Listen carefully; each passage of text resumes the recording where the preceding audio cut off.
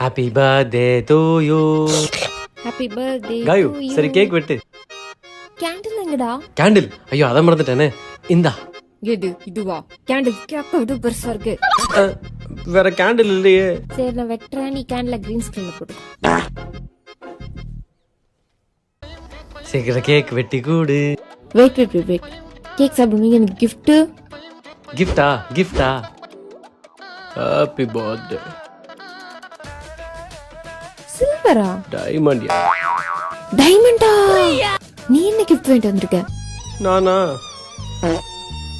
10 ரூபா பூ வாங்கிட்டு வந்திருக்கான் பிக்களிப்பே.